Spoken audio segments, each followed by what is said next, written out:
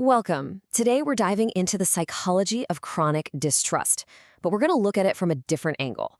Not as some kind of personality flaw, but as a really sophisticated survival system that the brain builds for a very, very good reason. So let's get into it. This quote right here, it really challenges a common stereotype, doesn't it? We tend to picture someone who doesn't trust as, a cynic, maybe a recluse. But the reality? It's often someone who is exceptionally skilled at navigating the social world. They've just learned to do it from a very, very safe distance. So let's unpack this stereotype. What we're really talking about here isn't a fixed personality trait. It's more like a piece of psychological architecture, a defense mechanism that's been carefully and often unconsciously designed from experience. I bet you might even recognize this person. They're the one who remembers the tiniest details about you, who shows up in ways that feel incredibly precise and thoughtful. They have this amazing ability to make you feel completely seen, all while keeping up this unspoken boundary you just know you can't cross. There's always a ceiling on how close you can get. And this reframe is absolutely crucial. Distrust isn't something a person is just born with. No. Trust is a conclusion. It's a conclusion the nervous system draws based on all the evidence it's collected, especially early in life. So these protective walls, they aren't a flaw. They are a testament to what that person had to endure just to survive. So the big question is, where does this architecture actually come from? Well, to understand its origins, we need to look at a pretty foundational concept in psychology that explains how our very first relationships build our lifelong capacity for trust. And that concept is attachment theory. What it basically says is that our brain's first answer to the question, is it safe to depend on other people? That answer forms a kind of neural template, a working model, as we call it. And this model gets carried forward, shaping our expectations in pretty much every friendship and relationship that follows. This whole groundbreaking idea comes from the psychologist John Bowlby. Through decades of observation, he established that these early bonds don't just affect us when we're kids, they literally create a relational blueprint that our nervous system will often defend for the rest of our lives. But what happens when that blueprint is drawn from an environment that's fundamentally unsafe? Well, this is where the architecture of distrust develops its most complex, its most resilient features. Think about this for a second. This is the core paradox. For a little kid, it's an impossible biological conflict. Your drive to attach for survival is absolute, but so is your instinct to flee from danger. The brain has to find some way to solve this impossible problem. The psychologist Jennifer Freyd gave this a name, betrayal trauma. What makes it so incredibly powerful is that in order to preserve that essential attachment bond, because you need it to survive, the brain learns to suppress its awareness of the betrayal. You learn, quite literally, not to know what you know. And this right here illustrates the most insidious consequence.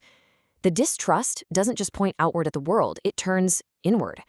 When your own reality is constantly invalidated, you're told you're too sensitive or you're just imagining things, you eventually stop trusting your own perception. Your internal compass just gets completely scrambled. So, how does this internal blueprint actually play out in our adult relationships? Well, it often shows up in these key patterns, creating what therapists sometimes call the anxious avoidant dance. Here we can see the two primary insecure attachment styles. Someone with an avoidant style manages their core fear, the fear of being engulfed or controlled, by keeping relationships kind of shallow and pushing intimacy away. On the other side, someone with an anxious style manages their core fear, abandonment, by trying to pull closer, by being hypervigilant and constantly monitoring the connection for any sign of a threat. Okay, so while this foundation seems permanent, and it can feel that way, it's not. The brain's working model is actually capable of revision. So let's explore how that process of rebuilding trust really works. A really crucial point here is that grand gestures and big, heartfelt promises, they're often totally ineffective. Think about it. For a nervous system that's been calibrated to expect betrayal, words are just noise. The system isn't listening for promises. It is watching for new, contradictory evidence. And believe me, it is highly skeptical. The path forward is a process we call earned security.